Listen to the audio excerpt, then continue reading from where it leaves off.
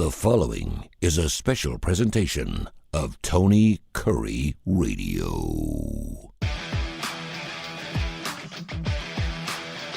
He is fresh back from the Final Four. I'm Tony Kurre here on the TKR Network.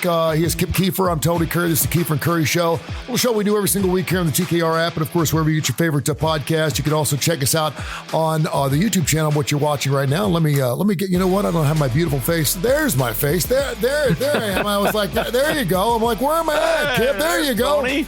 And I'm thinking to myself, why in the world is so much going on in the world of college hoops, and why are so many people surprised by what's happened over the last couple of days? And of course, that would be the big John Calipari move. First of all, welcome back to town. I hope you had a wonderful time, great experience. I was kind of hoping you'd see, a barn burner, a really good ball game, but UConn was just too good. But welcome back, and I guess while you were out there in Arizona, you heard the news about John Calipari. Were you surprised? No, I was not surprised because the Kentucky fan base, Tony, is fed up. They don't like his attitude. They don't like his excuses. They don't like, Calipari is one of those guys who needs to be probably in Congress instead of a coach, because it's never his fault. It's the players, it's the boosters, it's whatever. But they're sick of it because they haven't been getting any results. And when Kentucky brings, I was complimentary this week, Purdue, who has not been in the Final Four since 1980. Tony, they brought, I think they emptied the bucket. Everybody from Indiana was there except for IU fans. Mm-hmm. Every Purdue fan that's ever even thought about being a Boiler was on hand, and they really showed out. But, of course, they came up short. But Kentucky, and you've been around this for many, many years now on the sports side. If Kentucky's in any tournament, how blue are those arenas? I mean, they're everywhere.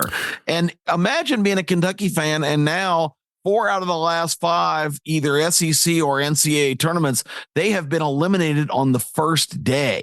That you talk about unacceptable. That is lethal. I knew Calipari was going to get forced out, but I didn't know that he was going to maybe prompt that, because I guess he's looking hard at Arkansas. No, I think he did them a huge favor. And to be honest with you, I think Kentucky did him a favor too. This is one of those situations where my son texted me the news like at 11:32 at night. And I was like, what? And the more I thought about it, I got a good friend of mine who's a huge Kentucky fan, and he just loves John Calipari. Maybe it's because they have the same style hair. And I said, listen, I'm just telling you, I lived in Louisville, Kentucky for 3 years. It's amazing because in Louisville, even in Louisville, downtown Louisville, they love Kentucky. They love Kentucky. 75% of Louisville loves Kentucky. They love the Wildcats. It's hard to find a Louisville fan. It's hard to believe it's a small faction. You think through the Denny Crum years and all the years they had success in, there's just a lot more Kentucky fans there are Louisville fans. But you're going to go back. You're talking about a guy at Kentucky making $8.5 million a year. He won 1 national title. Usually you're never going to fire a guy that's won a national title, period. You look at any job, if you won 1 national title, you got in the top of that hill 1 time, you pretty much write your own way out. You do. Yeah. And John did that by going to Arkansas. 1 national title. You mentioned the fact, too, in his first 6 seasons at Kentucky, 4 Final Fours. That's what I'm talking about. Wow. Four Final Fours in the first 6 years in Kentucky. And then, of course, hasn't been to a Final Four in 10 years.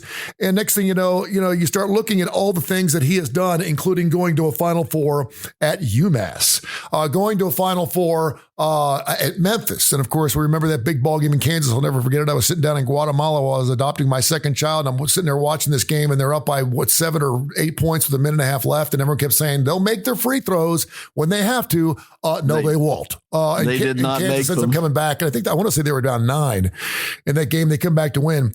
And then you throw in the fact that while the fan base may love him, and he said something about 10 years ago, I'll never forget it. I was doing the morning show, the opening drive with Alan Jay.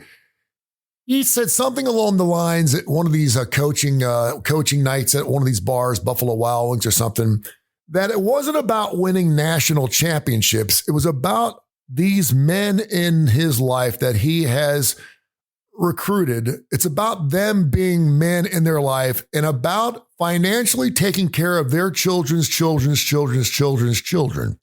And it was about that time when someone came out with an article, and I think it was like $4.75 billion of revenue that his players at that point in time, this is only about 6 or 7 years in, right, had made by doing basketball. He was known as the one and done guy. For the most part, he didn't care about winning national titles. I don't believe that. I think every coach wants to win a national title. But yeah, when you've got 35 first-round guys and 46 NBA guys recruited overall, it's amazing. But you do eventually have to go, wait a minute. If you've got that many guys going to the NBA every single year, how in the hell are you only winning one NCAA game since 2019? How is that possible? One game in the last 4 years in March Madness, it doesn't make sense. And so at some point you have to say, he's not as good of a coach as we thought he was, or he's not as good as he used to be. He's won a national title. He's been to Final Fours with 3 different teams. I'm never going to say he's not a great coach. But then all of a sudden, you going to bed with this really good-looking girl for a long, long time.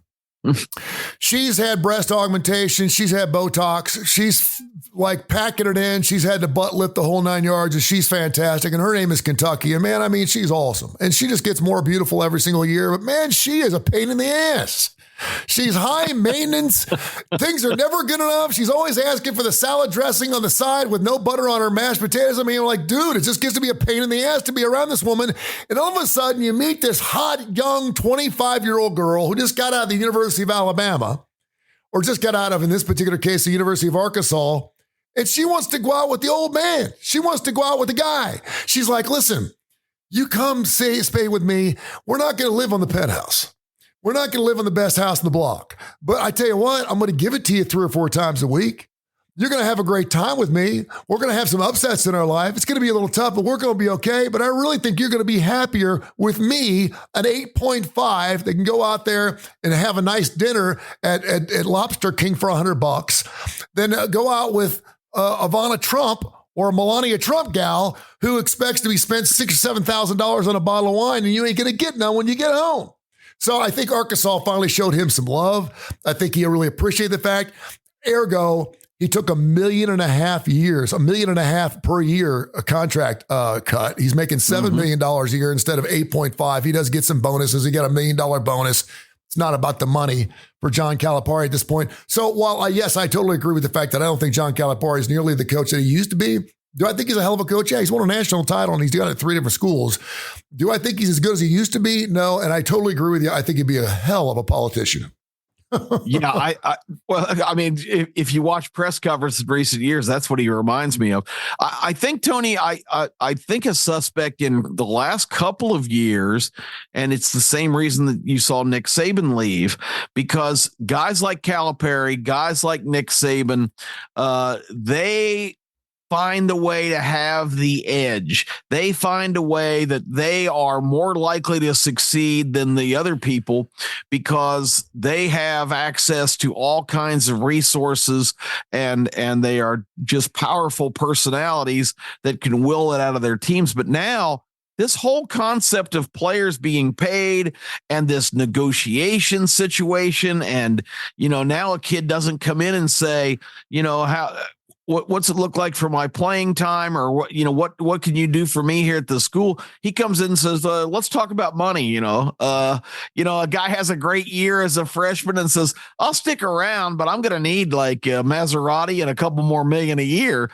I think guys like Calipari and Saban that are kind of control guys that are used to getting everything their way and can manipulate young people have had that edge taken away. And I think we're going to see a lot of this kind of situation going forward because the playing field, as ridiculous it is to say, with these millions of dollars, the playing field is becoming a lot more level now. Kentucky in basketball, Alabama in football, you're not going to have the dynasties now because you could be outbid. Reports that there is roughly $5.1 million in Arkansas's NIL collective right now. There you go. I don't know how that compares to Kentucky. I'd imagine Kentucky could get any money that they want, right? I mean, they could get $5 million overnight if you need a guy. But listen, it doesn't matter anymore. I mean, he's getting 5 number 1 guys he can get the top 5 guys on ESPN's top 200 every single year.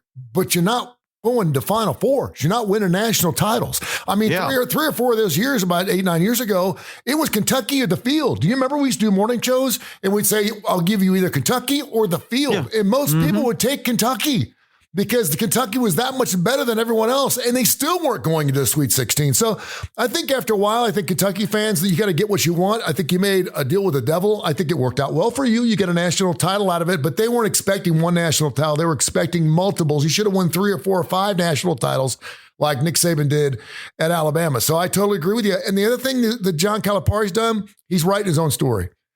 He's not getting fired. There's some guys in my life. There's some friends of mine. I say guys in my life. There's some friends of mine that are guys that are very powerful, incredibly narcissistic. So much so they will never get fired.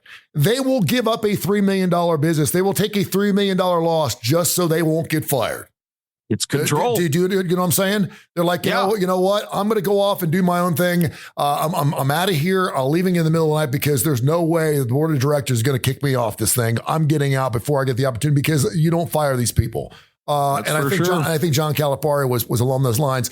So I guess now Kentucky's in a very, very great, interesting situation.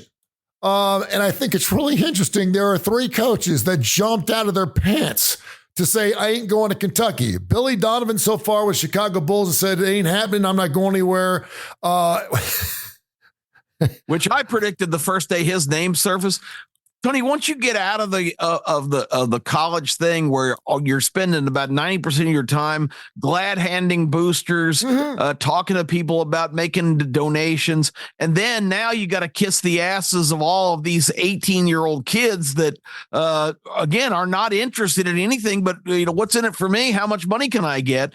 A guy like Calipari, that's just going to drive him nuts. So no, he doesn't need it, and he's going to. Billy Donovan's been in the NBA. The NBA is a job. He is going to recruit. He is going to be. He is going to be. You loved. meet with scouts who assess players, and you decide you're going to draft, and that's how you build your teams. I mean, NBA is the rock star of coaches, so I could never imagine a Billy Donovan going back to college. You could be 8-21 at Arkansas, and they're going to rub John Calipari's feet after a long day of work. That's how much they're going to love him to get in there. The other guy, Dan Hurley, and people are like, "Are you crazy?" He's won back-to-back national titles at UConn. They've won 6 titles, and the next closest school is 3 titles, and that being Duke and North Carolina since 1999. Why in the hell would he leave UConn? I'll tell you why. For the same reason that John Calipari just left Kentucky.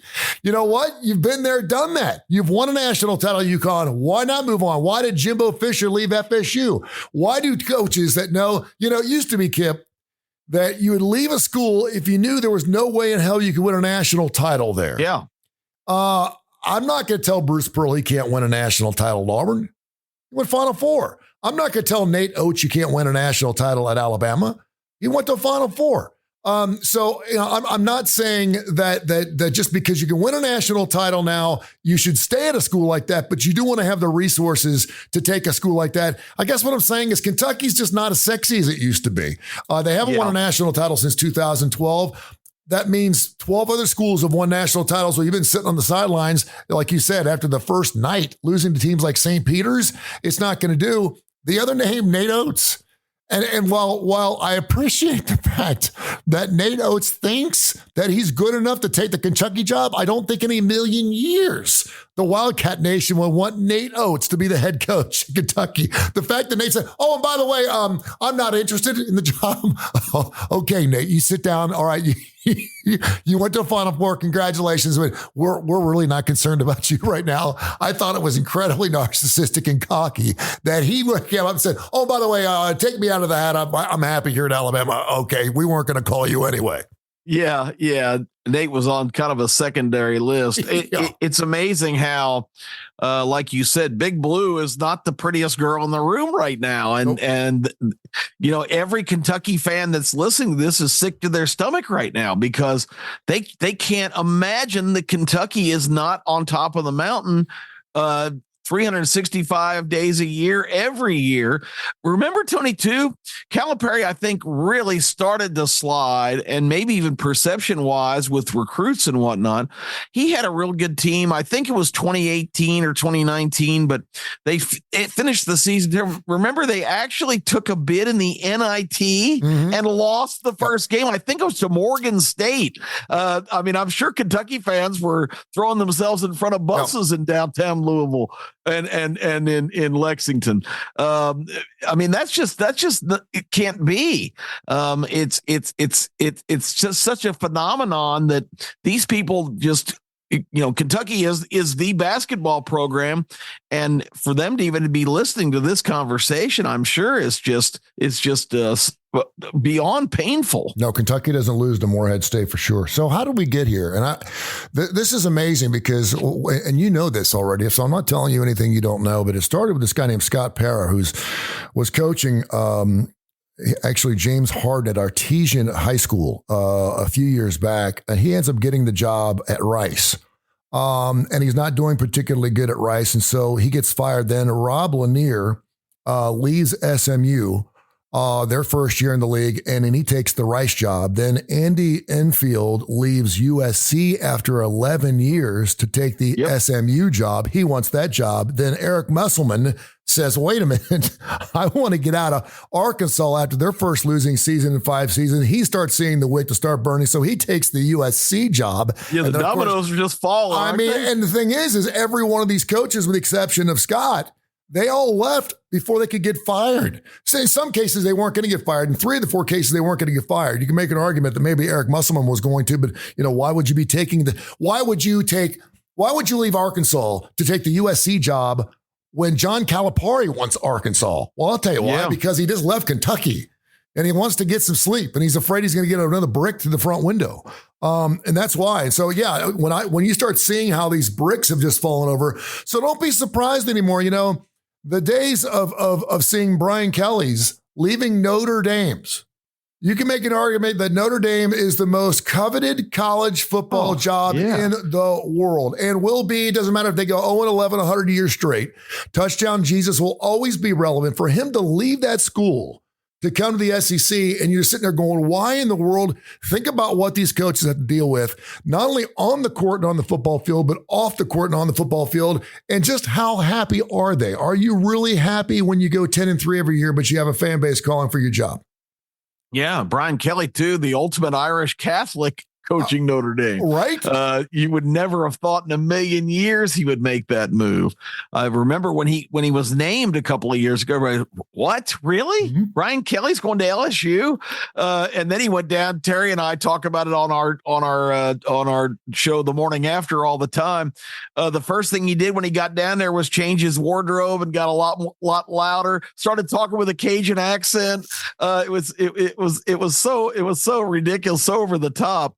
I said he will not be a genuine LSU coach until he makes a guest appearance on Swamp People out there wrestling an alligator into the boat. One of my favorite shows, but it's hard to watch because it's the same thing over and over.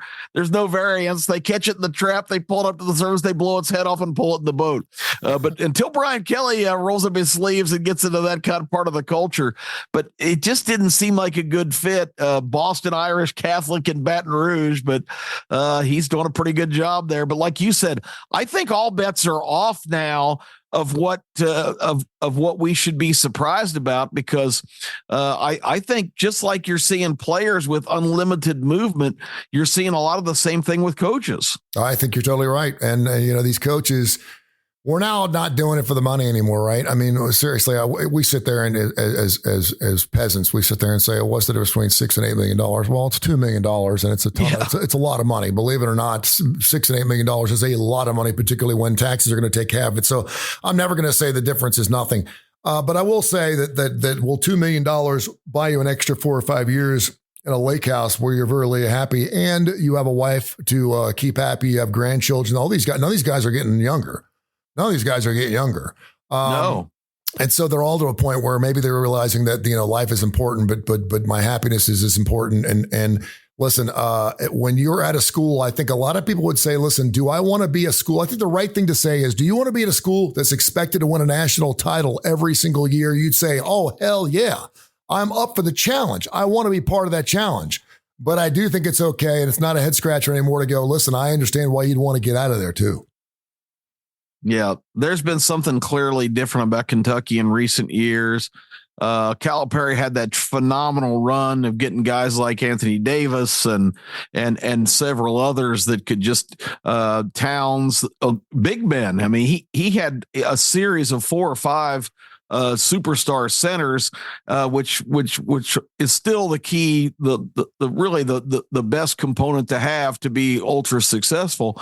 But that pond started to dry up a little bit again when competition has gotten a lot more intense because the rules have changed. Kentucky, let's be honest, there was no NIL in the early years of Calipari's administration, but you bet your bottom dollar they were buying every player they had because again, they have an unlimited budget at Kentucky and they exceed it. But now that's not working because everybody can do that. You're right. Everybody can do it. Can they afford to do it? Not necessarily, but not in the long term. You can certainly make an argument saying FAU, San Diego State, NC State. Look at the teams that just made the Final Four the last 2 years. Don't tell me the parity's not alive. It's not Kansas, Duke, and Kentucky every single year. Those aren't the 4, or North Carolina. It's not those 4. We love those 1 seeds, and the number 1 seed overall. And by the way, I wanted to get your thoughts too real quick before we go. Your thoughts on, we love March Madness because we know there's going to be upsets. There's always going to be an 11 and 18 team to make it in that's going to have a run. We love the playing games. We love everything about it. We love the upsets. We love the Cinderellas. There's more so the Cinderella in college basketball than any other sport. And usually when the number 1 overall seed wins a tournament, whether it's the World Series in Major League Baseball, whether it's the NFL, I know for a while, wild card teams in the National Football League were winning Super Bowls. And we thought that was kind of crazy because, these teams shouldn't even be playing. They weren't the best team during the season, but they win Super Bowls. And then we finally had that number 1 team win. And it's because UConn was the best basketball team from start to finish throughout the day. Are you happy with that? Do you like that? Or is there something that doesn't feel right, the fact that a team is that good for that long and end up winning what they should have won? Does that make sense?